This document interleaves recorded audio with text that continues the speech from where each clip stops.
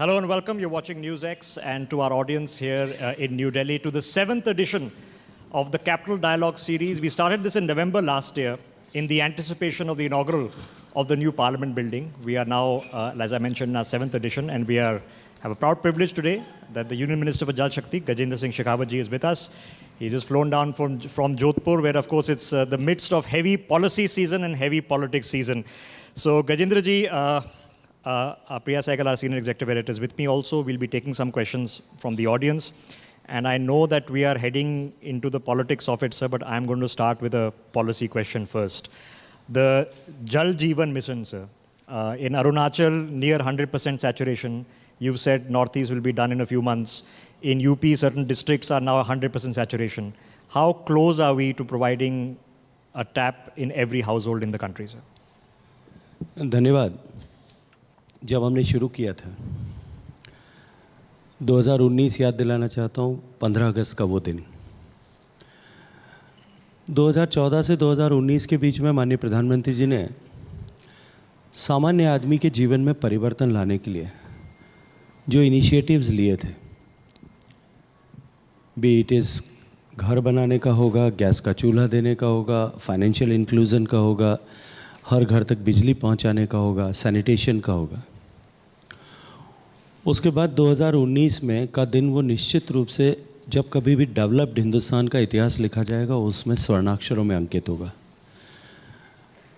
माननीय प्रधानमंत्री जी ने उस दिन लाल किले के प्राचीर से अनाउंस किया कि हम देश के हर घर तक पीने का पानी पहुंचाएंगे, और उस दिन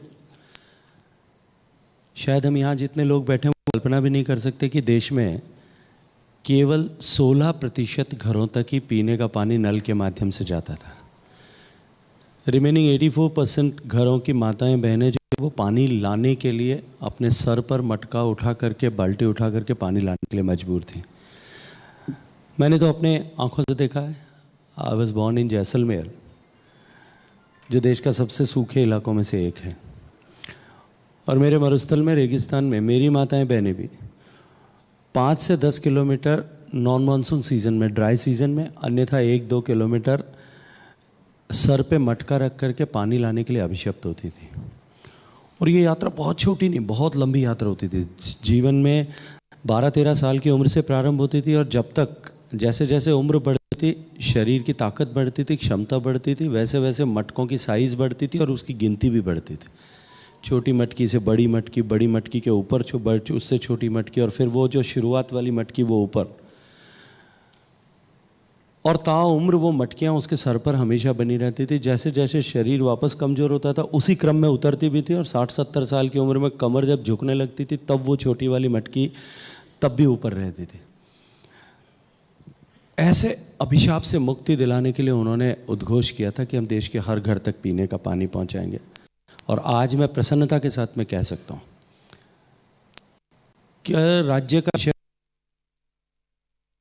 अलग तरह की तैयारी होने के बावजूद भी आज देश के अनेक प्रदेश ऐसे हैं जहां 100% सैचुरेशन हो गया है। गोवा 100% सैचुरेट हो गया है, गुजरात 100% सैचुरेट हो गया है, पंजाब 100% सैचुरेट रिपोर्ट हो गया है, हिमाचल प्रदेश ने 100% सैचुरेशन रिपोर्ट कर दिया है, अंडमान एंड निकोबार ने 100% सैचुरेशन रिपोर्ट कर दिया है, दादरा नगर हवेली ने कर दिया है। और जो 16% के आसपास आंकड़ा था, 3 करोड़ 23 लाख घरों तक, वो बढ़ कर के अब 65% को लगभग छूने वाला है। तो मुझे लगता है कि आज़ादी से लेकर के 2019 के दिसंबर तक, जिस दिन माननीय प्रधानमंत्री जी ने गाइडलाइंस इशू किया था और हमने काम करना प्रारंभ किया था, उस दिन तक कुल मिलाकर के देश में जितने कनेक्शंस थे वो 16% से कुछ अधिक थे।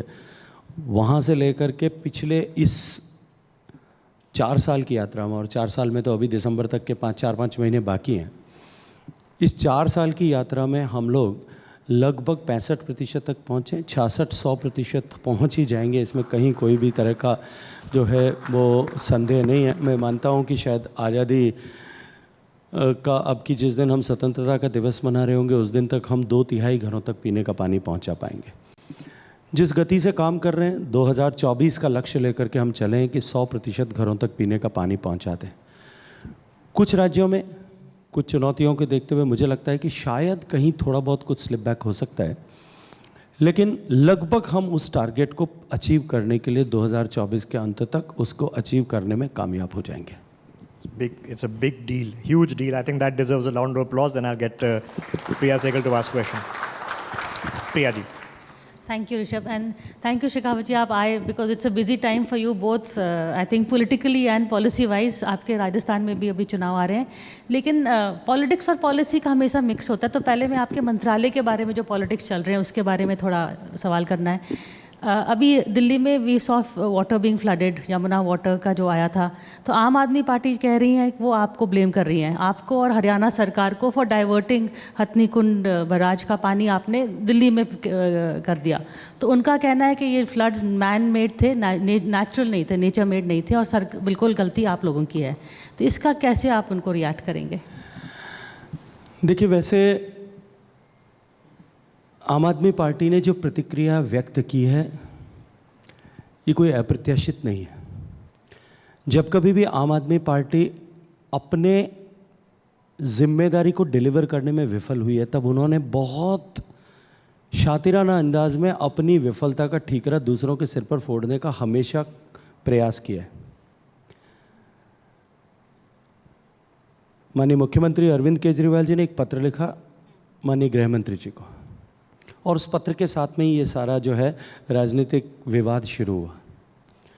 उन्होंने लिखा कि हथनी कुंड बैराज से तुरंत पानी रुकवाया जाना चाहिए, इसको रेगुलेट किया जाना चाहिए ताकि दिल्ली में यमुना का जल स्तर घटे। सामान्यतः मैंने कई बार देखा है टीवी चैनल्स में अलग अलग तरह के मीडिया प्लेटफॉर्म्स पे बात करते हुए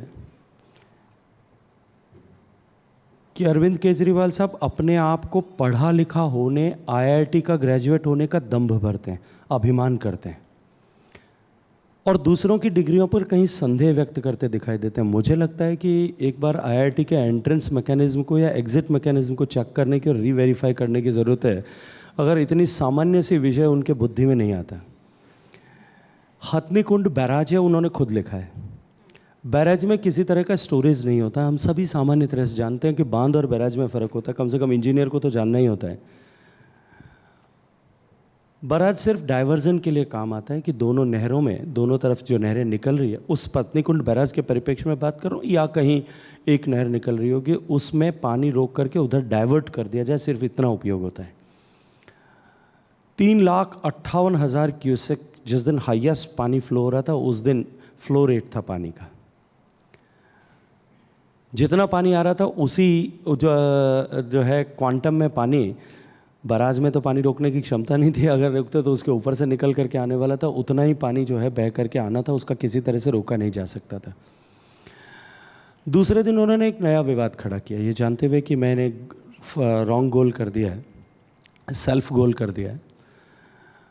कुछ आम आदमी पार्टी के अति उत्साही लोगों को सुनियोजित रूप से वहाँ भेजा गया और ये कहा गया कि उत्तर प्रदेश की तरफ जाने वाली नहर से पानी नहीं छोड़ा जा रहा है, नहर में पानी नहीं छोड़ा जा रहा है, वो सूखी है, उसका वीडियो भेज दिया, अपलोड किया गया, इसके कारण से दिल्ली में बाढ़ आ रही है। फिर मुझे उनकी बुद्धि क्षमता पर कहीं संदेह पैदा हुआ। उस नहर की कैपेसिटी जो है बमुश्किल 6-7 हज़ार क्यूसेक की है। 3,58,000 क्यूसेक फ्लो रेट था, उसमें से 7,000 क्यूसेक पानी अगर उस नहर में जाता तो उससे कितना प्रभाव पड़ने वाला था। और 7,000 क्यूसेक उस नहर में पानी छोड़ा जाता जब इतनी तेज बरसात हो रही थी। उस नहर को जिस क्षेत्र को सिंचाई करती है, उस हर एक किसान के खेत में पहले से अतिवृष्टि से पानी भरा था, कोई एक बूंद भी पानी लेने को तैयार नहीं था। तब उस नहर में पानी छोड़ करके नहर तोड़ने के सिवा और क्या किया जा सकता था। वैसे भी सामान्य ऑपरेशनल कर्व जो है, प्रोटोकॉल ऑफ कैनाल ऑपरेशन जो है, वो ये कहता है कि इस तरह के तेज बहाव के समय कैनाल को बंद कर देना चाहिए, कैनाल ऑपरेशन को, क्योंकि तेज बहाव के साथ में बोल्डर्स, लक्कड़, पत्थर ये सब बह करके आते हैं तो कैनाल किसी तरह से डैमेज ना हो। जब कोई पानी लेने वाला नहीं था, कैनाल के स्वास्थ्य को चुनौती थी और उसमें पानी डालने से कोई लाभ भी नहीं होने वाला था, तब उसको लेकर के क्यों राजनीतिक विवाद खड़ा किया गया था। मैंने पहले दिन कहा था, जब मुझे जैसे ही विषय संज्ञान में आया, मैंने आदरणीय केजरीवाल साहब को फ़ोन किया, एलजी साहब को फ़ोन किया, चीफ सेक्रेटरी को फ़ोन किया, और मैंने तीनों से कहा कि देखिए ये सियासत का समय नहीं है, मैंने केजरीवाल साहब से आग्रह से कहा था ये सियासत का समय नहीं है, ये राहत लेने का राहत प्रदान करने का समय है और या फिर सबक लेने का समय है। देखिए नेचुरल डिजास्टर वो भी बताऊंगा। नेचुरल डिजास्टर जो है, इस तरह की अतिवृष्टि के समय में दुनिया के बड़े विकसित देश भी, हम सब देखते हैं हर साल में ऐसे 3, 4, 5 इंसिडेंट्स एपिसोड्स दिखते हैं कि उनके सामने सारी व्यवस्थाएं धराशायी हो जाती है। प्रकृति की ताकत के सामने हम सब लोग जो हैं वो बौने हैं, हमारे एफर्ट्स भी बहुत छोटे हैं। दिल्ली में पिछले 1978 के बाद में हाईएस्ट फ्लड जो है ऑब्जर्व किया गया। पिछले 100 साल में अगर देखूं तो हाईएस्ट पानी जो आया है अब तक वो दिल्ली में लगभग 7 लाख क्यूसेक यमुना में पानी बहा है। यमुना का इतिहास उठा करके देखें, पिछले 500 साल का इतिहास उठा करके देखें तो लगभग 9,50,000 क्यूसेक पानी बहा है 500 साल पहले। अभी 3,58,000 क्यूसेक था। हमको आज ये विषय इस तरह से लेना चाहिए कि भविष्य में कभी इतना या इससे ज़्यादा पानी आएगा तब हम उसके लिए अपनी दिल्ली को सुरक्षित बनाए रखने के लिए प्रयास किस तरह से करें। मैंने जब उनसे कहा कि ये राहत का समय है, हम सबको मिलकर के प्रयास करना चाहिए, तो मैं ये जिम्मेदारी से कहूँगा कि मैंने कोई भी दुनिया का ऐसे दोहरे चरित्र का उनसे बड़ा व्यक्ति नहीं देखा। मोबाइल पर वो बड़े संयमित और मधुर स्वरों में कह रहे थे, नहीं नहीं बिल्कुल भाई साहब, हम सब मिलकर के साथ काम करेंगे। और टीवी पे वो क्या कारगुजारी कर रहे थे वो आप सब ने देखा है, मुझे उसके बारे में ज़्यादा विस्तार से बात करने की आवश्यकता नहीं है। देखिए, मैं इतना कहना चाहता हूँ कि नदी का प्रवाह क्षेत्र जो है अतिक्रमणों के बढ़ते हुए संकुचित हुआ है। 2 साल पहले नेशनल ग्रीन ट्राइब्यूनल ने एक आदेश पारित किया था और उन्होंने कहा था कि यमुना के जो फ्लड प्लेन जोन्स हैं उसमें अभी वर्तमान में पिछले वर्षों में कितना कब्जा हुआ है। मैं सामान्य आपकी जानकारी के लिए बताना चाहता हूँ, पिछले 9 साल में लगभग 4 लाख लोगों की आबादी फ्लड प्लेन जोन्स में जो है बढ़ी है और उसको बढ़ाने की पूरी जिम्मेदारी या उसको बढ़ने देने की पूरी जिम्मेदारी जो है माननीय अरविंद केजरीवाल साहब की है। उन्होंने आंखें मूंद रखी थी राजनीतिक महत्वाकांक्षाओं की प्रापूर्ति के लिए, कुर्सी पर बने रहने के लिए, उसके कारण से ये संकट पैदा हुआ है।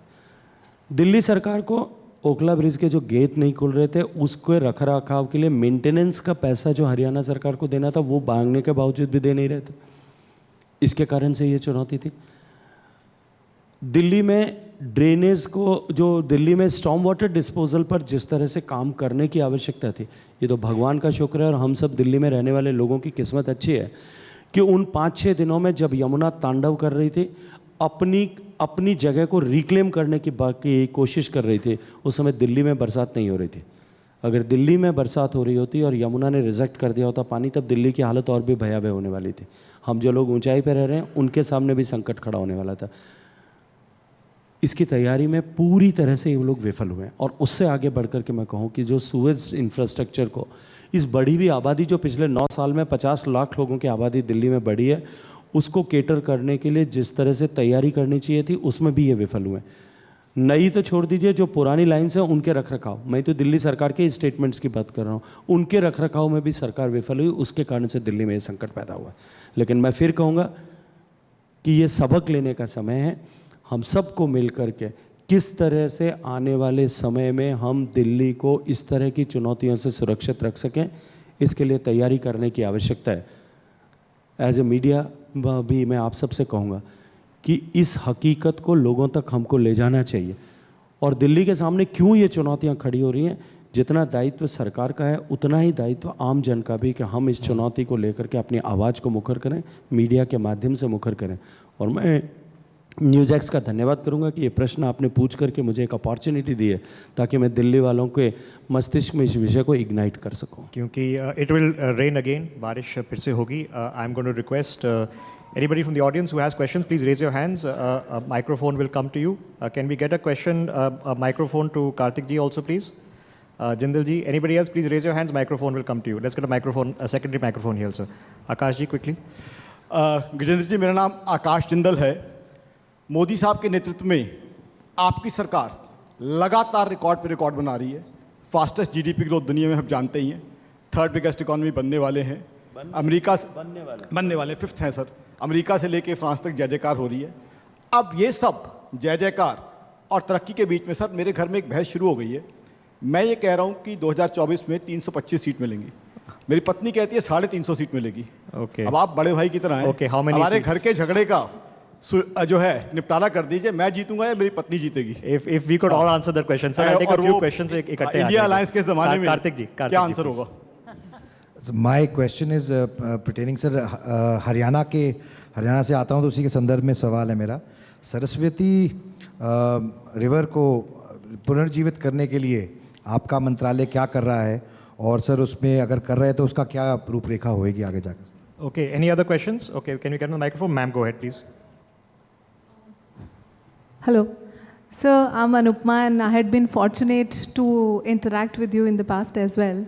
And sir, just wanted to know, you just spoke about Jal Jeevan Mission, and it is well known that the kind of financial investments made up in this, the efforts made up in this is not just the biggest scheme of India, it is the biggest scheme of the world today.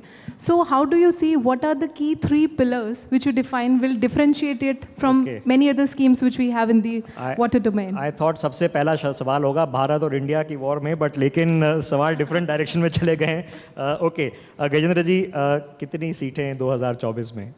नहीं, जब 3 प्रश्न पूछने के लिए आपने प्रश्न पूछने के लिए कहा था तो मुझे भी लग रहा था कि सारे प्रश्न पॉलिटिकल होंगे, लेकिन भाई साहब ने सिर्फ घर के झगड़े को पॉलिटिक्स के साथ जोड़ दिया। लेकिन दूसरे प्रश्नों को देख करके मुझे एक बहुत खुशी हुई है कि देश अब राजनीति से ऊपर उठ करके बदलते हुए परिदृश्य के बारे में न केवल चिंता करने लगा है, विचार करने लगा है, चर्चा करने लगा है और गंभीरता के साथ में सोचने भी लगा है। मैं इसी क्रम में, जिस क्रम में प्रश्न पूछे गए थे उसी क्रम में उत्तर देना ठीक होगा। देखिए, घर के झगड़े में सामान्यतया आपस में दोनों विवाहित लोग हैं या जितने भी लोग हैं, महिलाएं ही जीतती हैं। नहीं भी जीत रही हो तो ये मान लेना चाहिए कि वो जीतेंगे। माननीय प्रधानमंत्री जी ने अभी एनडीए की मीटिंग का भाषण जो दिया था वो एक बार सुन लीजिएगा। उन्होंने कहा था कि अब की बार, पहले हमको 34% मत मिला था, फिर 45% मिला था और अब की बार 50% मिलेगा। और जब 50% मिलेगा तो आपकी पत्नी को, आपको अगर आप गलती से आपने शर्त लगा ली है तो आपको खामियाजा भुगतना पड़ेगा। सरस्वती सर, हरियाणा में। कार्तिक जी ने सरस्वती के बारे में प्रश्न किया। मैं जानता हूँ हरियाणा के लोग उसको लेकर के बहुत गंभीरता के साथ में सोचते हैं। आदिबद्री से लेकर के सरस्वती जो नदी का प्रवाह था, जो विलुप्त हो गई, सदियों से सरस्वती धरातल के नीचे बहुत लंबे समय तक पैलियो चैनल्स में बह रही है। उसको लेकर के बहुत सारी रिसर्च भी हुई है, बहुत सारे डॉक्यूमेंट पब्लिश हुए हैं और ये निश्चित कि वो आदिबद्री से लेकर के हरियाणा के रास्ते से बह करके राजस्थान में से होकर के गुजरात में होकर के समुद्र में कॉन्फ्लुएंस उसका होता था। यमुना को, सरस्वती को वापस रीस्टोर कर सकें, इसके लिए हरियाणा की सरकार ने बहुत गंभीरता के साथ में काम किया। मैं धन्यवाद देना चाहता हूँ माननीय मुख्यमंत्री खट्टर साहब को। चुनौती थी कि उसको सदा नीरा किस तरह से बनाया जाए, पेरेनियल किस तरह से बनाया जाए, ताकि वर्ष पर्यंत उसमें पानी बह सके। क्योंकि जितना पानी आता है, जो कुछ भी पानी आता था वो पानी बह करके उस चैनल्स में से एक बार निकल जाता था और फिर बाद में समुद्र में विलीन हो जाती थी, बाद में ज़मीन में विलीन हो जाती थी, जा कर के वो पानी जो है यमुनानगर से आगे आकर के समाप्त हो जाता था। हरियाणा और हिमाचल प्रदेश सरकार के बीच में भारत सरकार ने, मैंने व्यक्तिगत रूप से रुचि लेकर के बिठा करके समझौता कराया। हिमाचल प्रदेश में बांध बनने की अनुमति प्रदान की। बांध बनने की दिशा में काम आगे प्रारंभ हो गया है। हरियाणा सरकार ने उसके लिए निवेश करने के लिए, उसमें जितना भी खर्च होगा वो हरियाणा की सरकार उठाएगी, इसके लिए सैद्धांतिक सहमति प्रदान की है।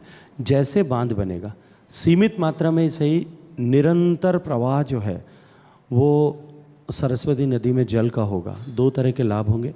एक तो ये हमारी आस्था का केंद्र है, गंगा, यमुना और सरस्वती, गोदावरी, ये सब नदियाँ भारत के लोगों के लिए, नर्मदा, गोदावरी, ये सब भारत के लोगों के लिए अत्यंत महत्वपूर्ण है, न केवल धार्मिक आधार पर अपितु आर्थिक दृष्टिकोण से भी। These are the life lines of the majority of Indian people. आज गंगा की बात करते हैं, हम सिर्फ धर्म से उसको जोड़ने की दृष्टि से देखते हैं। 40% हिंदुस्तान की आबादी का जीवन उस गंगा पर निर्भर है।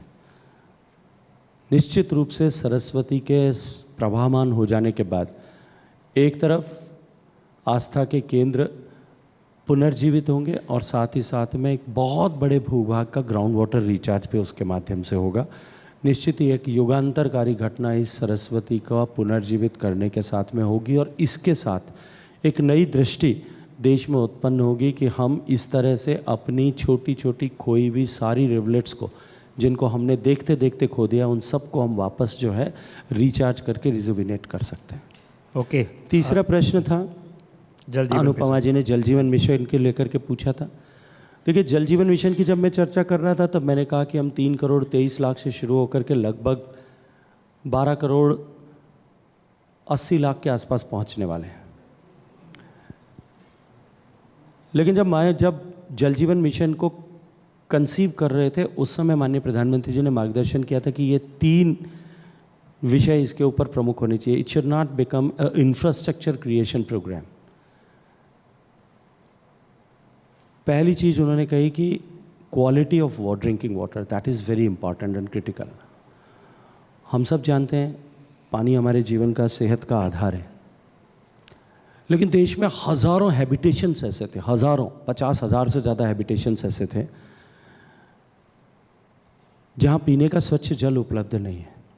और एक माँ के दर्द की कल्पना करके देखिए, जो ये जानती है कि ये पानी में जो पिलाने के लिए अपने बच्चों को लेकर के सर पे ढो कर के ला रही हूँ, अपने पति को लेकर के लिए लेके आ रही हूँ, अपने माता पिता के लिए लेकर के आ रही हूँ, अपने अन्य परिवारजनों के लिए लेकर के आ रही हूँ, ये उनके जीवन में हमेशा हमेशा के लिए कोई डेफिशिएंसी क्रिएट करने वाला है। लेकिन फिर भी वो पिलाने के लिए मजबूर है। और देश में जिस तरह की व्यवस्था है, आज अगर मैं आपसे प्रश्न करूं कि आपको अपना ब्लड टेस्ट कहाँ कराना है, आपको किसी पर्टिकुलर टेस्ट के लिए कराना है, मुझे लगता है जैसे मैं कहूँगा वैसे ही आपके दिमाग में ये कौन जाएगा कि आपको कहाँ जा कर के संपर्क करना है, नियरेस्ट लेबॉर्ट्री क्या होगी, किसको टेलीफोन करने से सैंपल लिया जा सकता है, पैथ लैब कहाँ पे नियरेस्ट पैथ लैब होगा, किस हॉस्पिटल में जाना है, आपको एक क्षण भी सोचने की ज़रूरत नहीं पड़ेगी। लेकिन मैं ये कहूँ कि आपके जीवन के लिए उतना ही क्रिटिकल पीने का पानी है और उसको आप आपके घर में कैसा पानी आ रहा है उसकी गुणवत्ता की जांच कहाँ कराएंगे, तो शायद मुझे लगता है कि आपको पता नहीं होगा। माननीय प्रधानमंत्री जी ने कहा कि गुणवत्ता पहली महत्ता है। हमने 2078 देश में ऐसी NABL एक्रेडिटेड लेबोरेटरीज बनाने की दिशा में काम प्रारंभ किया। देश के हर जिले में लेबोरेटरी हो, एक्रेडिटेड लेबोरेटरी हमने बनाई। जो पहले से बनी हुई थी उनको एक्रेडिटेट कराया। देखिए, कोविड के समय में आप सबको याद होगा, जब कोविड प्रारंभ हुआ था तब कोविड की जांच हो सके ऐसी केवल एक लेबोरेटरी हिंदुस्तान में थी, national institute of virology Pune में। वहाँ से लेकर के हमने कुछ ही महीनों में पूरे देश में एक तंत्र खड़ा किया था। लेकिन उस तंत्र की खूबसूरती ये थी कि आप चाहे कहीं भी टेस्ट कराइए, रिपोर्ट एक ही जगह से जनरेट होती थी, कोविन प्लेटफॉर्म पर। हमने जहाँ कहीं भी टीका लगाया, अल्टीमेटली हमारा सर्टिफिकेट एक ही जगह से आया था। हमने उससे सीखा। This is whole of the government approach which prime minister always refers about. हमने उससे सीखा एंड सीख करके हमने इसी तरह का प्लेटफॉर्म क्रिएट किया जहां एक रिपोजिटरी हो, जहां से सारे टेस्ट की रिपोर्ट आए, डिस्ट्रिक्ट्स पे लेकर के, बाद में हम जो है ब्लॉक्स पर ले गए उसको। लेकिन मैं ये जानता था कि कोई भी महिला गांव में जिसके घर में पानी आता है, वो पानी लेकर के कस्बे में आकर के या शहर में आकर के या जिले हेडक्वार्टर पे आके टेस्ट कराएगी। हालांकि हमने टेस्ट की कीमत को एक फिक्स कर दिया, पूरे देश भर में एडवर्टाइज किया, पर मुझे पता था कि कोई नहीं आने वाला है। तब हमने अपने युवाओं को एक चैलेंज फ्लोट किया कि ऐसी हैंडल्ड एक डिवाइस बना करके दीजिए ताकि गांव में बिना पढ़ी लिखी या कम पढ़ी लिखी महिला भी एक सामान्य ट्रेनिंग के बाद में कम से कम उस पानी की गुणवत्ता को टेस्ट कर सके। युवाओं ने वो हैंडल्ड डिवाइस डेवलप करके दिया, हमने उनको इंसेंटिवाइज किया और मैं आज गर्व से आपके सामने कहता हूं कि देश में 19 लाख महिलाएं, जो 6 लाख गांव हैं हिंदुस्तान में, उनको हमने ट्रेन किया। और पिछले 1 साल में 1.5 करोड़ से ज़्यादा सैंपल्स टेस्ट हुए हैं जिसकी रिपोर्ट एक ही जगह से जनरेट हुई है। और उससे आगे बढ़ करके भी कि ह्यूमन इंटरवेंशन में गलती की संभावना रह सकती है, हमने फिर एक चैलेंज अपने स्टार्टअप्स को और युवाओं को दिया कि हमको सेंसर बेस्ड डिवाइस बना करके दीजिए। क्योंकि शुरुआत में मैंने देखा दुनिया में कहीं बनी होगी, वहाँ से रिसोर्स करें। नॉर्डिक कंट्रीज़ में बात किया, मैंने स्कैंडिनेवियन कंट्रीज़ में बात किया, मैंने इज़राइल में बात किया। लेकिन उसकी कीमत इतनी ज़्यादा कोट की गई कि मुझे लगा कि ये शायद मैं अपने देश में नहीं कर पाऊँगा जो संसाधन मेरे पास हैं। मैंने अपने युवाओं पे भरोसा किया, मुझे इस तरह के सेंसर्स बना करके दीजिए। कोई 200 से ज़्यादा युवाओं स्टार्टअप्स में उसमें पार्टिसिपेट किया, हमने 40 को शॉर्ट लिस्ट किया, फर्दर 20 पे टेपर डाउन किया, 4 ने फाइनल प्रोडक्ट बना करके दिया, हमने उनको टेस्ट किया। अभी बहुत सारे ऐसी सेंसर बेस्ड डिवाइसेस जिनको हमने 1 साल तक देश के अलग अलग कोनों में टेस्ट किया। अब हज़ारों ऐसी स्कीम्स हैं जिनमें सेंसर बेस्ड डिवाइस हैं जो क्वालिटी और क्वांटिटी को रियल टाइम पे मॉनिटर करके अपलोड करती हैं, क्योंकि पीने के पानी की गुणवत्ता सबसे इम्पॉर्टेंट विषय है। और हमारे यहाँ कोई इस तरह की व्यवस्था न होने के कारण से आप और हम भी सब अपने घर में आरओ लगाने के लिए या कोई ना कोई फिल्टर सिस्टम लगाने के लिए मजबूर हैं। लेकिन मैं आपसे एक प्रश्न पूछता हूँ, आपके घर में आरओ लगा है, आपने उसका अच्छा एडवर्टाइजमेंट देख करके, कंपनी का अच्छा ब्रांड नेम देख करके आरओ लगाया है, लेकिन उसका पानी कैसा आ रहा है, वेदर उसमें कोई मिस्टेक है कि नहीं है, वो ठीक से डिलीवर कर रहा है कि नहीं, ये जानने का आपके पास क्या उपाय है? उससे आगे बढ़ करके 6 महीने बाद एएमसी वाला आया, उसने फ़िल्टर कार्ट्रिज लगाया, डायरेक्ट कर दिया। आप बड़ी खुश हैं कि आपके घर में आरओ का पानी आ रहा है क्योंकि एडवर्टीजमेंट किसी ने किया है, अच्छे बड़े आदमी ने, और लेकिन वो पानी कैसा आ रहा है उसको आप जो है कोई किसी तरह से आप जांच भी नहीं सकते, सिर्फ विश्वास पे आप काम कर रहे हैं। मैं आज आपको जिम्मेदारी से कह रहा हूँ, जिस रास्ते पर हम आगे बढ़ें और जितने कम कीमत के वाटर टेस्टिंग डिवाइसेस आ गए हैं, आने वाले समय में आप सबके घर में होंगे, और आप सबके घर में से आप सब गाहे बगाए कभी ना कभी अपने घर में पीने का पानी को टेस्ट कर सकेंगे।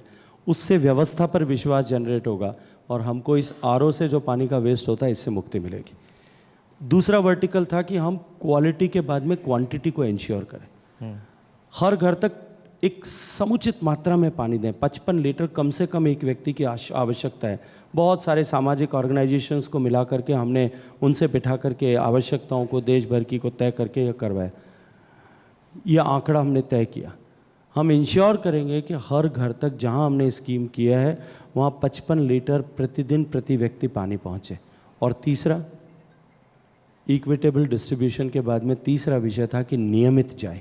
ये 3 पिलर्स पीएम ने क्रिएट किए थे, और मैं गर्व के साथ में कह सकता हूँ कि अभी जो हमने हर साल हम जो है ड्रिंकिंग वाटर का जल जीवन सर्वेक्षण करवाते हैं, हमारी अधिकांश 87% प्लस स्कीम्स जो हैं वो इन तीनों पिलर्स पर क्वालिफाई करती हैं। मैं बता सकता हूँ कि वो कुछ 100 रुपये के मिलते हैं सेंसर, मेड इन इंडिया हैं, पीपीएम मेजर करते हैं। आप बस थोड़ा मुट्ठी भर पानी डालिए उसमें, आपको पीपीएम मिल जाएगा। It's available online. Okay, more questions, please raise your hands. Let's get microphones across quickly, sir. Can we get one here, one to the wing commander? Sir please go ahead, please introduce yourself also. Sir please. Yes, सब honourable minister से मेरा पहला सवाल है कि हम बहुत दिनों से हमने ये सुनते आ रहे हैं, 1-2 दशक पहले से, कि नदियों के जोड़ने की एक परिकल्पना की गई थी। अगर मेन नदियां ना सही, कुछ सहायक नदियां जो ट्रिब्यूटरीज हैं उनको जोड़ने की दिशा में क्या काम हो रहा है, उनमें क्या प्रोग्रेस है? दूसरा सवाल है राजस्थान स्पेसिफिक, इंदिरा गांधी कैनाल जहाँ से गुजरती है उसके आसपास का इलाका हरियाली से भरा हुआ है। मेरा मानना है कि अगर इस परियोजना को और एक्सटेंड करके मुन्ना बॉ और रन ऑफ कच्छ तक ले जाएं तो एक खुशहाली का वहाँ पे पूरा बंदोबस्त हो सकता है। तो इस दिशा में कितना काम हुआ और क्या आगे की परियोजना? मुझे लगता है आई थिंक पॉलिटिकल क्वेश्चन प्रिया को छोड़ने पड़ेंगे आज। कोई तो पूछेगा। Okay, wing commander quickly, wing commander quickly. धन्यवाद मंत्री महोदय। मेरा क्वेश्चन ये है, जैसे कि अभी मेरे एक फ्रेंड ने बोला कि नदियों को और जितने वाटर रिसोर्सेज को जोड़ने की जो बात चल रही है वो बड़ी पुरानी हो चुकी है, पर उस पर अब कार्यक्रम स्टार्ट हो गया है, ये बिल्कुल मानता हूँ। पर सोशो इकोनॉमिक डेवलपमेंट जो होगी, ट्रांसपोर्टेशन, टूरिज़्म और जो सिक्योरिटी सिस्टम जो इम्प्रूव होगा, एक तो वो बहुत चीज़ बड़ी होगी, और दूसरा आपका जिस तरीके से आपने रोड कनेक्टिविटी में सिक्योरिटी का ध्यान रखा है, एयरक्राफ्ट के लैंडिंग और टेक ऑफ का प्रावधान है, इसी तरीके से ये जो इंटरकनेक्टेड जो वाटरवेज होंगे इसमें सिक्योरिटी का बड़ा प्रावधान। Waterways, transport and tourism, sir please go ahead. Gajendra ji, मेरा नाम राजीव गुप्ता है। वैसे मैं वाटरवेज के बारे में पूछना चाहता था, पर I think from the prompt that I have got, I also wanted to ask this कि ये मतलब 350, 350 इन्होंने कहा, और मुझे तो उससे भी ज़्यादा लगता था। लेकिन ये जो आज गठन हुआ है इंडिया का, आई थिंक इसकी मैसेजिंग को आप किस तरह देख रहे हैं? बिकॉज मुझे लगता है केजरीवाल जी ने सबसे ज़्यादा दिमाग इसी में लगा दिया है Okay. It's somebody else is trying to lead that front. Can you get a microphone here, sir, please? One more question, then I get sir to answer. Yeah, please go ahead, sir. So I'm Major General Kocher, Indian Army veteran. मैं आपसे question Indus water treaty के बारे में पूछना चाहता हूँ. 1960 में हमने ये पाकिस्तान के साथ ट्रीटी करी थी and we have given them rights of water. हमारे देश से पाकिस्तान में जाता है. क्या अभी टाइम आ गया है इस ट्रीटी को रिविजिट करने के लिए और गवर्नमेंट इसके बारे में क्या सोच रही है? He might refer that to the foreign ministry. Okay. Yeah, I know that it is the linkage. But let me take the question. So starting first with joining of rivers and extending the canals in Rajasthan. धन्यवाद. माननीय अटल जी ने अटल जी की आंखों से देश ने ये सपना देखा था कि सरप्लस बेसिन से डेफिसिट बेसिन में पानी ट्रांसफ़र किया जा सके, क्योंकि आप जानते हैं देश में लगभग 15-16% हिस्सा ऐसा है जहाँ हर साल बाढ़ आती है और लगभग उतना ही हिस्सा ऐसा है जहाँ हर साल सूखा पड़ता है. तो देश में इस तरह का एक तंत्र विकसित हो कि कम पानी जहाँ है उन नदियों में अधिक पानी जिन नदियों में है वहाँ से उन बेसिन से पानी भेजा जा सके. आपने कहा कि बड़ी नदियों को नहीं तो केवल सहायक नदियों को जोड़ दें. मुझे लगता है कि उससे पर्पस सर्व नहीं होता, क्योंकि अल्टीमेटली वो तो नेचर ने जोड़ी हुई है. रिवलेट्स आकर के छोटी रिवर बड़ी रिवर में ऑटोमेटिकली मिलती है, उससे हमको कोई लाभ नहीं होने वाला. जब अटल जी ने इस पर काम करना शुरू किया उसी समय में सुप्रीम कोर्ट ने भी इस पर आदेश किया था कि नदियों को जोड़ने की दिशा में भारत में काम होना चाहिए. एक कमेटी बनी थी, लेकिन दुर्भाग्य से वो कुछ बड़ा काम कर पाते उससे पहले सरकार बदल गई. 10 साल तक सरकार जिस तरह से पॉलिसी पैरालिसिस का शिकार थी और उनकी प्राथमिकताएं कुछ और थी देश के अतिरिक्त, इसलिए वहाँ कुछ नहीं हो पाया. 2014 में जब माननीय नरेंद्र मोदी जी दोबारा प्रधानमंत्री बने तब उन फाइलों को वापस कहीं से मिट्टी हटा करके निकाला गया. 31 ऐसे लिंक देश में आइडेंटिफाई हुए जहां इस तरह की संभावना थी, जिनको बनाने की संभावना थी, जिनसे वाटर ट्रांसफ़र किया जा सकता था. उनकी पीएफआरस बनी. कुछ पीएफआरस के स्तर पर ही नॉन वायबल मान करके छोड़ दी गई. लगभग 16-17 की डीपीआरस कंप्लीट हो गई और हमने राज्यों के साथ में शेयर किए कि राज्य आपसी सहमति बनाए, क्योंकि हमारे संविधान की व्यवस्था के अनुरूप जल राज्य की सूची का स्टेट लिस्ट का सब्जेक्ट है और उसके चलते हुए प्राइमा फसाइली राज्यों को आपस में समझौता करना होता है और वही सबसे बड़ा जो है अवरोध भी है. लेकिन मैं प्रसन्नता के साथ में एक बात कह सकता हूँ कि इसकी शुरुआत देश में हुई. जैसा विंग कमांडर साहब ने अपनी प्रश्न के समय में कहा, इनका प्रश्न कम था, सुझाव ज़्यादा था, कि केन और बेतवा नदी को जोड़ने के लिए उत्तर प्रदेश और मध्य प्रदेश के पास पिछले 7 साल से डीपीआर पेंडिंग थे. कुल पानी के बंटवारे को लेकर के कहीं कोई विवाद नहीं था. कुल पानी इतना अवेलेबल है, यूपी का हिस्सा इतना होगा, मध्य प्रदेश का हिस्सा इतना होगा, क्योंकि वो सारा तो एक कैचमेंट डिपेंडेंट फार्मूला के तहत डराइव होता है. बांध मध्य प्रदेश में बनना था क्योंकि लोकेशन वहाँ ठीक थी, लेकिन नॉन मॉनसून सीजन में यूपी की डिमांड 850 MCM पानी की थी और मध्य प्रदेश कहता था हम 750 देंगे. इस 100 MCM का विवाद 7 साल से अनिर्णित था. मैं 3 बार लखनऊ गया, 3 बार भोपाल गया, 6 बार प्रयास करने के बाद में जाकर के अंततः माननीय प्रधानमंत्री जी की मध्यस्थता से दोनों मुख्यमंत्रियों ने समझौता किया. भारत सरकार के साथ ट्राइपार्टाइट एग्रीमेंट हुआ. 45,000 करोड़ रुपए की परियोजना माननीय प्रधानमंत्री जी ने नदी जोड़ने की परियोजना के रूप में पहली शुरुआत स्वीकृत की. 90-10 के रेशियो से कि 90% पैसा केंद्र की सरकार देगी, भारत सरकार देगी. माननीय प्रधानमंत्री जी ने बहुत सदाशयता के साथ में उसका परिचय दिया. देखिए, ये युगांतरकारी घटना है 2 तरीके से. एक तो ये केवल 2 नदियों का जोड़ना नहीं है, एक नए युग की शुरुआत देश में है और उसके बाद में जिस तरह का उत्साह का वातावरण अन्य प्रदेशों में बनने लगा है, मुझे लगता है कि आने वाले कुछ समय में 4-5 ऐसे लिंक्स जो और बिल्कुल मैच्योरिटी की स्टेज पर हैं, हम उन पर काम करने की, उन पर जो है सहमति बनने की स्थिति में पहुंच जाएंगे. और दूसरा, ये जो केन और बेतवा नदियों को जोड़ने का लाभ किसे होगा? बुंदेलखंड को. उत्तर प्रदेश का बुंदेलखंड रीजन भी और मध्य प्रदेश का भी. सारे बुंदेलखंड रीजन के ज़िले हैं. आप में से कितने लोग कभी बुंदेलखंड जाने का काम पड़ा हो? बुंदेलखंड में जब माननीय प्रधानमंत्री जी ने जल जीवन मिशन शुरू किया था तब उसके एक शिलान्यास के लिए वहाँ गया था। वहाँ माताओं बहनों से बात करते करते मुझे एक कहावत उन्होंने लोकल, जो वहाँ लोकल डायलेक्ट में बोली जाती है, वो सुनाई। उस कहावत की अंतिम पंक्ति थी, खसम मर जाइए पर गगरी न फूटे, कि बेशक मेरे पति का निधन हो जाए पर मेरी मटकी नहीं फूट जाए कहीं। आप इस एक 4 शब्द में जो है उस महिला का दर्द, उस क्षेत्र का दर्द समझ सकते हैं। उस क्षेत्र के जीवन का परिवर्तन होगा, उस क्षेत्र में जीवन में परिवर्तन होगा। 2 लाख हेक्टेयर से ज़्यादा नई सिंचाई का क्षेत्र सृजित होगा। प्यासे खेतों की प्यास जो वर्षों वर्षों से नहीं बुझी है वो बुझेगी, और वहाँ पीने का पानी नियमित निरंतर पानी मिलेगा।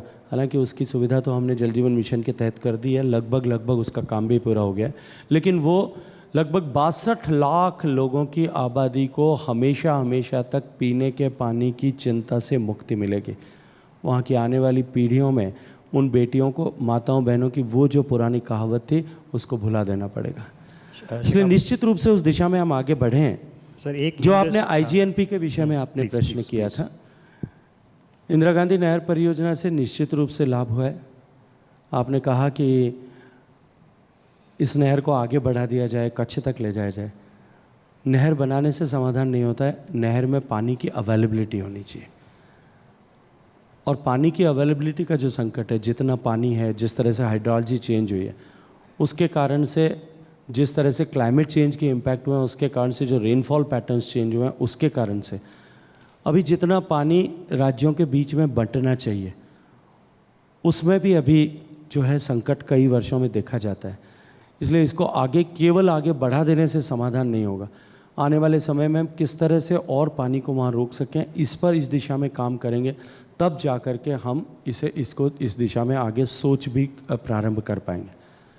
सर, इंडस वाटर, आपने इंडस वाटर ट्रीटी के बारे में बात की। देखिए, मैं सिर्फ इतना कहना चाहता हूँ कि 1960 के दशक में जब इंडस वाटर ट्रीटी हुई, मैंने इंडस वाटर ट्रीटी की फाइलें एज ए स्टूडेंट भी पढ़ी थी, जितना अवेलेबल था, जो बुक्स किताबों में जो उल्लेख थे, और अभी मंत्री बनने के बाद में क्योंकि मेरा एक्सेस और ज़्यादा हो गया तो उनको भी पढ़ा है। मुझे किसी भी स्ट्रेच ऑफ इमेजिनेशन से उन लोगों की बुद्धिमत्ता समझ में नहीं आती है जिन्होंने मात्र इस आधार पर कि किस हिस्से में पाकिस्तान जो हिंदुस्तान से टूट करके अलग हुआ, जो मात्र 20% हिस्सा भी नहीं था, और वो पूर्वी पाकिस्तान को छोड़ दें तो वो और भी कम था, उन हिस्सों में जो बंटवारा हुआ उस समय में, जो existing water distribution system, irrigation system बना हुआ था, मात्र उसके आधार पर देश का पानी बांट दिया गया। भविष्य देश में पानी का नया आवश्यकताएं कहाँ बनेंगी, कैसे बनेंगी, इसके बारे में कहीं कोई विचार नहीं किया गया। 68% पानी पाकिस्तान को मिला। जो 3 नदियाँ पाकिस्तान की तरफ बहती हैं, झेलम, चनाब और सिंधु, उनमें 68% पानी था, और केवल 32% पानी हिंदुस्तान के नसीब में आया, रावी, व्यास और सतलज से। अगर उस समय कहीं बुद्धिमत्ता का परिचय दिया होता तो शायद आज ये भारत को दिन नहीं देखना पड़ता। लेकिन ये 32% भी इसलिए मिल पाया कि बीकानेर के स्वर्गीय महाराजा गंगा सिंह जी ने उस समय अंग्रेज़ों के समय में समझौता करके 3 राज्यों से और फिरोज़पुर से हेडवर्क्स बना करके एक कैनाल बीकानेर तक, गंगानगर तक बना दी थी, और उसके आगे के हिस्से को प्रोस्पेक्टिव कमांड मानते हुए हमको रावी नदी मिली, अन्यथा रावी भी शायद हमारे पास में नहीं होती। अब this Indus water treaty is being treated and considered as the holiest treaty in the world. 3 बार प्रत्यक्ष युद्ध और 1971 के बाद में निरंतर अप्रत्यक्ष युद्ध के बाद में भी भारत ने कभी अपनी तरफ से इस ट्रीटी को तोड़ने की ऐसी कभी चर्चा नहीं की, उसका सम्मान किया है। ये भारत की अंतर्राष्ट्रीय संधियों के प्रति सदाशयता और सम्मान का द्योतक है। अभी पाकिस्तान ने कुछ विवाद खड़ा किया है, वो न्यायालय में विचाराधीन है, इंटरनेशनल कोर्ट ऑफ जस्टिस में भी उसके ऊपर बात हुई है। इसलिए मुझे अभी, क्योंकि ये न्यायालय में विवादित है, इसलिए मुझे इसके ऊपर ज़्यादा टिप्पणी करना अनुकूल नहीं होगा।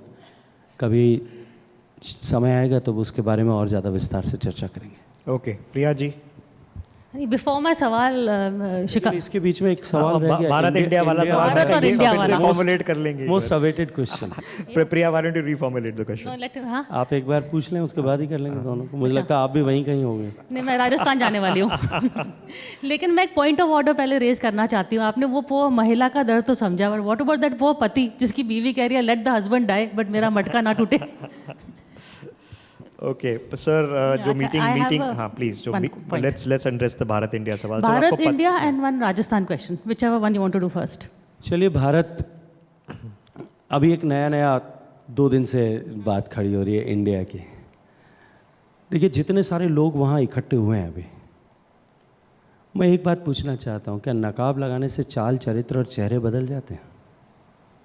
क्या हिंदुस्तान 75 साल का लोकतंत्र जहाँ हो गया है, हिंदुस्तान का मतदाता अब इतना मैच्योर हो गया है कि वो उनके चरित्र भी जानता है, चाल भी जानता है और चेहरे भी पहचानता है, चाहे वो कितनी भी तरह के नकाब लगा लें।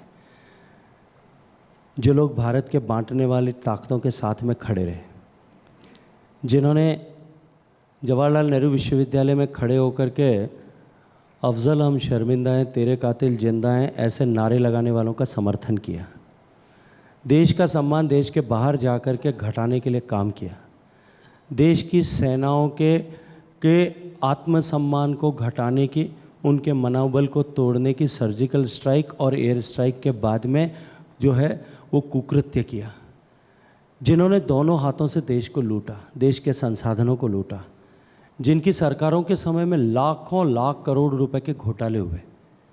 क्या मात्र इंडिया का एक ऐसा शगुफा छोड़ करके देश की जनता उनके उन पापों को भुला देगी? मैं फिर वहीं आ जाता हूँ कि आपकी पत्नी जो हैं, मैं उनकी बुद्धिमत्ता का सम्मान करता हूँ कि उन्होंने जिस तरह से सोचा है, देश अब ऐसे लोगों के झांसे में, भुलावे में नहीं आने वाला है। लेकिन एक तरफ से रिएक्शन तो आया है फ्रॉम योर गवर्नमेंट साइड, क्योंकि lot of ministers have stop using the name India. अब कहते हैं हम अगर मंत्री हैं तो भारत के हैं, इंडिया के नहीं हैं, तो थोड़ा सा बैकफुट में तो हुआ है। मुझे बिल्कुल भी नहीं लगता। नहीं लगता। हमारे दिल में भारत के प्रति जितना सम्मान है, इंडिया के प्रति उतना ही सम्मान है, हिंदुस्तान के प्रति भी इतना ही सम्मान है। मुझे लगता है कि इसमें तो कहीं किसी को सोचने की भी आवश्यकता नहीं। केवल कुछ लोग मिलकर के, जिनके इतिहास पूरा देश जानता है, वो किसी तरह से जोड़ तोड़ करके अपना नाम इंडिया के साथ में जोड़ना चाहते हैं। उनके दिल में कितना इंडिया है, एक बार उसको दिल देखने की आवश्यकता है। उन्होंने भारत के हितों के साथ में कब कब कितनी बार समझौते किए हैं, कैसे समझौते किए हैं, इसको देश अच्छी तरह से जानता भी है, और न जानता हो तो उसको जनाने की जिम्मेदारी आपकी और मेरी सबकी है। लेकिन शेखावत जी, खड़गे जी कह रहे हैं कि देखिए हमें प्रधानमंत्री के पद में कोई दिलचस्पी नहीं है, हम तो सिर्फ मोदी जी को हटाना चाहते हैं और लोगों को आगे बढ़ाना चाहते हैं। ऐसा क्यों कह रहे हैं? वो प्रधानमंत्री का पद भी वो कह रहे हैं। मैं जब स्कूल में पढ़ता था, पंचतंत्र की कथा पढ़ी थी, उसमें एक खट्टे अंगूरों की कथा आती थी। न पढ़ी हो तो इंटरनेट में मिल जाएगी, आप लोग भी पढ़ लीजिएगा। इसलिए जो विषय ही नहीं है, उस विषय की न तो चर्चा करने की आवश्यकता न जनता। मेरे गांव में एक लड़का था, छोटा था ना तो मैं, तो वो कहता था कि मेरे को कुछ भी कर लूंगा पर हेमा मालिनी से शादी नहीं करनी। अब खड़गे साहब के प्रश्न पे मैं और क्या उत्तर दे सकता हूँ? Okay Priya, I've got you on the right छोटे छोटे बच्चे थे, हम स्कूल में पढ़ते थे, बच्चे ऐसे कहते थे, क्योंकि उस समय हेमा मालिनी जी आज भी दुनिया की सबसे खूबसूरत महिलाओं में थी, भगवान के ऊपर असीम कृपा थी। आप कुछ राजस्थान के बारे में कह रहे थे। राजस्थान में कांग्रेस के बारे में कहते हैं कि 2 गुट हैं, एक अशोक गहलोत वर्सेस सचिन पायलट। लेकिन ये अशोक गहलोत वर्सेस सचिन पायलट की फाइट बीजेपी में भी आ गई है। जैसे कि वसुंधरा राजे सपोर्ट्स अशोक गहलोत एंड आप प्रेफर करते हैं सचिन पायलट को। What is so personal between you and Ashok Gehlot? क्या आपने उनके बेटे को हराया इसलिए? देखिए, पहली बात तो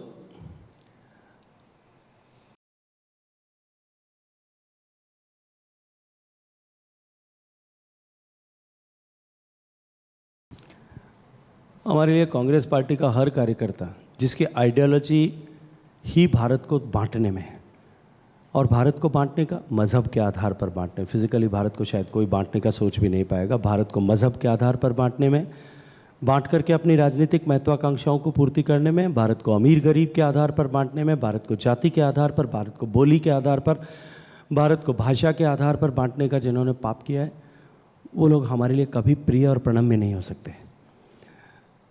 दूसरा विषय जो आपके प्रश्न का दूसरा हिस्सा था,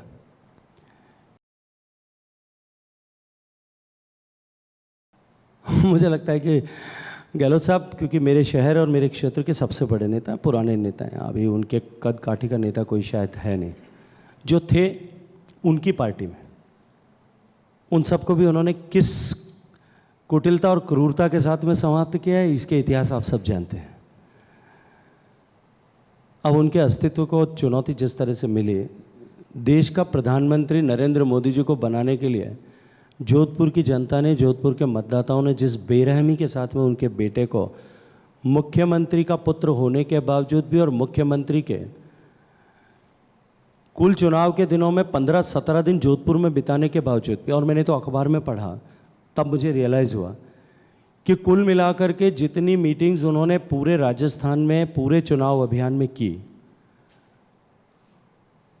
उसकी 75% केवल अपने बेटे की कॉन्स्टिट्यूंसी में की। 162 मीटिंग है शायद, ऐसा लिखा था, मुझे 4 साल हो गए, मैं शायद भूल सकता हूँ। 162 मीटिंगों में से 122 मीटिंग्स केवल जोधपुर लोकसभा क्षेत्र में की थी।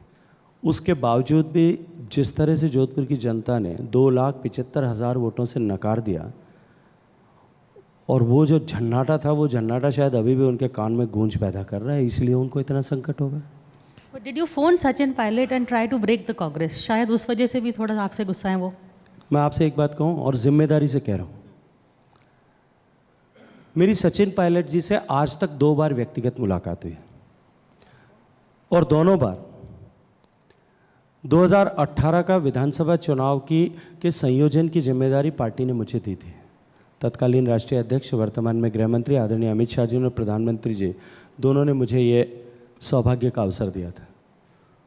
और उस समय में, चुनाव के समय में जो बाई पार्टीजन, ऑल पार्टीजन जो डिबेट्स होती हैं, उन डिबेट्स में भी आमने सामने बैठ करके नहीं, किसी एक प्रोग्राम, दोनों ही बार प्रोग्राम में, एक बार मेरा सेशन उनसे पहले था और एक बार क्योंकि वो पीसीसी चीफ थे, मैं राजस्थान का चुनाव संयोजक था, और एक बार उनका सेशन मेरे से पहले था, वो ख़त्म करके जाते हुए और एक बार मैं ख़त्म करके जा रहा था, तब हम रास्ते में नमस्ते करने के लिए मिले थे। इसके अलावा आज दिन तक कभी सचिन पायलट साहब से मेरी टेलीफोन पर राम राम भी नहीं हुई। ये तो माननीय मुख्यमंत्री जी जादूगर हैं, अपने आप को जादूगर कहलाना भी पसंद करते हैं, और जादू से कितनी तरह के राजनीतिक जादू पैदा करते हैं उसको राजस्थान के लोग तो बहुत अच्छी तरह से जानते हैं। शेखावत जी, आप बस अभी जोधपुर से आए हैं, वहाँ पर हाल ही में पिछले 24 घंटे में हत्याकांड हुए हैं, राजस्थान में भी हत्याकांड हुए हैं, घिनौने हत्याकांड हुए हैं। ये लॉ एंड ऑर्डर का इशू है या इंसिडेंट है, या अब now it's a political administrative issue also? दुर्भाग्यपूर्ण है, आज तड़के सुबह ही एक परिवार के 4 लोगों की जघन्य हत्या हुई, हत्या करके उनको जलाने का प्रयास किया, और जो सबसे छोटी बच्ची शायद बमुश्किल 3-4 साल की होगी, जिंदा जला दिया गया। 3 दिन पहले विश्वविद्यालय के प्रांगण में सुबह तड़के 4 बजे एक दलित नाबालिग बच्ची के साथ में 3 दरिंदों ने, 3 भी नहीं 4 लोगों ने दुर्व्यवहार किया, गैंगरेप किया। उससे 2 दिन पहले, ये मैं सिर्फ जोधपुर की बात करूं, पूरे राजस्थान की बात करूंगा तो शायद हरि कथा अनंता जितनी लंबी हो जाएगी। उससे 3 दिन पहले घटना होती कि जोधपुर में एक स्कूल के, निजी स्कूल में पढ़ने वाली 7 साल की बच्ची के साथ में 3-4 बार उसका मोलेस्टेशन किया गया। ऐसी अनेक घटनाएं, हत्याओं की घटनाएं, गैंगरेप की घटनाएं, बलात्कार की घटनाएं, अब ये राजस्थान में समाचार की सुर्खियां नहीं बनती, क्योंकि पिछले 4.5 साल में ये सरकार, जिसका केवल और केवल ध्यान कुछ लोगों का कुर्सी बचाने में और कुछ का कुर्सी पाने में था, और कुर्सी प्राथमिकता होने के चलते हुए जिस तरह से राजस्थान की सरकार अन्य मोर्चों पर तो विफल हुई, भ्रष्टाचार राजस्थान में उत्कर्ष पर पहुंचा, चरमोत्कर्ष पर पहुंचाई, लेकिन उसके साथ साथ में राजस्थान में अपराधी बेखौफ हो गए। कितनी घटनाएं, थाने से बंदूक के बम पर अपराधी छुड़ाए जा रहे हैं, पुलिस कस्टडी में लोगों की हत्याएं हो रही हैं, खुलेआम गैंग वॉर्स हो रही हैं, कई कई तरह के नए नए माफिया पैदा हो गए। राजस्थान देश का रेप कैपिटल बन गया। सबसे ज़्यादा बच्चों के प्रति अपराध, छोटी बालिकाओं के प्रति इस तरह के अपराधों की सबसे ज़्यादा संख्या वाला प्रदेश बन गया। दलितों के प्रति सबसे ज़्यादा अपराध वाला प्रदेश बन गया। आदिवासियों के साथ में, वनवासियों के साथ में, गिरिवासियों के साथ में किस तरह के दुर्व्यवहार की घटनाएं, और इन सब से ऊपर उठ करके सारा देश शर्मसार हुआ होगा उस दिन शायद। जिस किसी भी हिंदुस्तान के नागरिक के मन में थोड़ी भी राष्ट्रभक्ति का भाव हुआ होगा उसकी आंख में से जरूर आंसू आए होंगे जब उसने देखा होगा कि देश के लिए सर्वस्व समर्पण करने वाले, बलिदान करने वाले सेनानी, गौरव सेनानियों की पत्नियों को मुंह में घास रख करके और उनको आंदोलन करना पड़ा। उनके साथ किस तरह का दुर्व्यवहार हुआ, उनको सड़क पर घसीटा गया, उनके कपड़े फाड़ दिए गए, और वो सरकार की पुलिस और सरकार की शह में कर रही थी। मुझे लगता है कि इस तरह की जो स्थिति राजस्थान में है, राजस्थान की जनता उससे जो है व्यथित है और देश स्तब्ध है। All right. It's been an important session, sir. I know अगले 6 months बहुत बड़ी चीज़ें होने वाली हैं। राजस्थान में इलेक्शंस होने वाले हैं, G20 मीटिंग होने वाली है, और फिर 8 महीने बाद देश में इलेक्शंस हैं। It's going to be a busy time both in policy and politics. Gajendra जी, आपको याद होगा कि दिसंबर 2019 में आप हमारे साथ आए थे बेंगलुरु श्री श्री गुरुदेव के आश्रम में, आर्ट ऑफ लिविंग के आश्रम में, और वहाँ पर हमने एक कैंपेन शुरू करी थी, आखिरी बूंद। उस कैंपेन पे पिछले 4 साल से काफ़ी काम चल रहा है और हमारे पार्टनर्स आज आए हैं, तो आपको जाने से पहले आपसे रिक्वेस्ट होगी कि उनको सम्मानित करें। उन्होंने पिछले 4 साल में क्या काम करा है।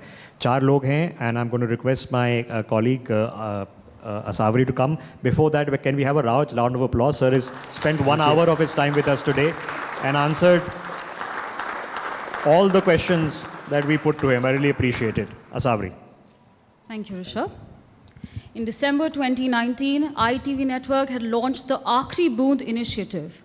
It was inaugurated by Honorable Minister Gajendra Singh Shekhawat ji and Gurudev Sri Sri Ravi Shankar at the Art of Living Ashram in Bengaluru.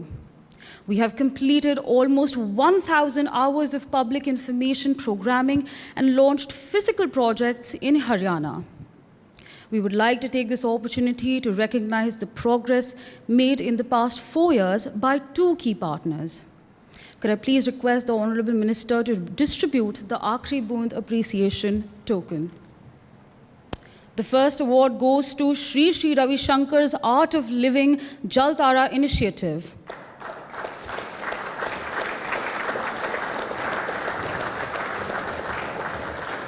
The Art of Living is working on rejuvenating 70 rivers across 8 Indian states. They have already completed. They are working on several rivers. Right. Over 90,500 recharge structures have been built so far, benefiting over 3 crore 45 lakh people in 19,000 villages. The total area influenced is 59,000 square kilometers. They have planted more than 81 million trees and trained over 2.2 million farmers in natural farming. I think the team is here. Let's give them a round of applause. Receiving the award on behalf of Gurudev's Jal Tara are Prasanna Prabhu, Chairman Vyakti Vikas Kendra India, Art of Living; Pushp Dant, Secretary of Gurudev Sri Sri Ravi Shankar; Rohan Jain, National Secretary, Art of Living Government Program; and Karan Naidu. As the recipients head to the stage, may I please request everyone to give a round of applause.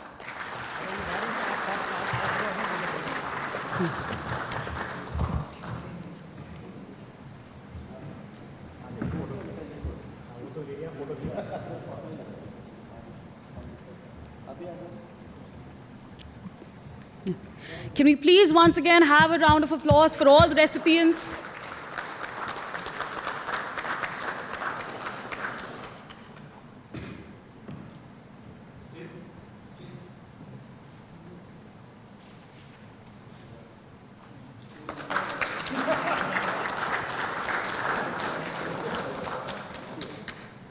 The next token of appreciation goes to Subramanya Kusnur, Founder Chairman and CEO, Aquacraft.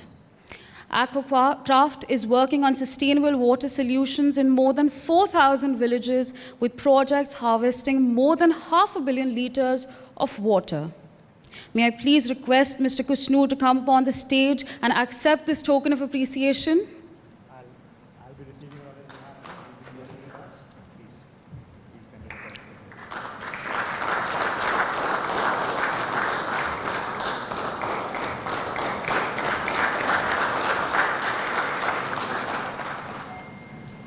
The next token of appreciation is shared by Sebis Joseph Andre Timmins Viraf Sarkari of IFA, International Indian Film Academy.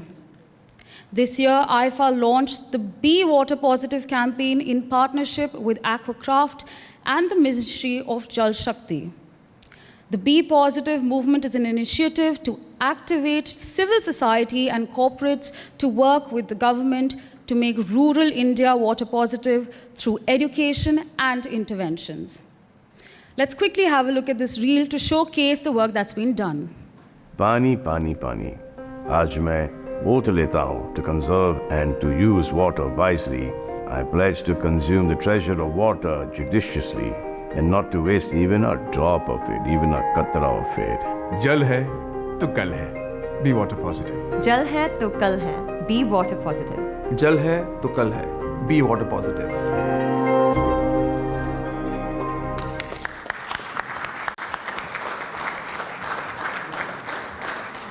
NewsX has been IFA TV media partner for the last 3 years. May I please request Gaurav Sharma, Regional Head, Wizcraft, to receive the honor on behalf of Sebas, Andre, and Viraf.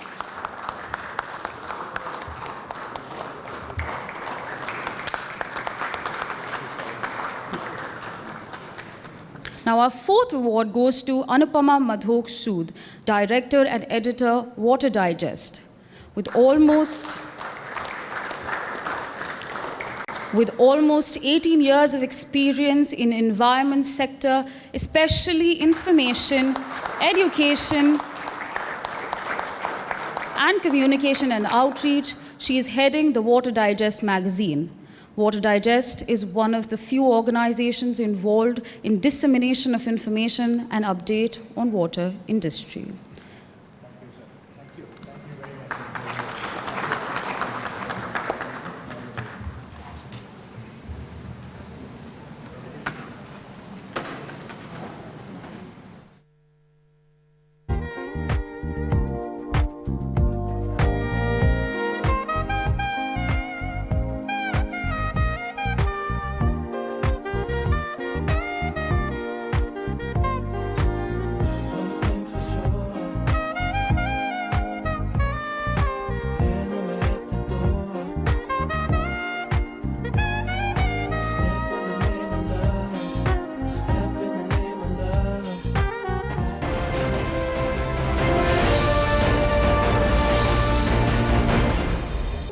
For more such videos, subscribe to the NewsX YouTube channel, hit the bell icon.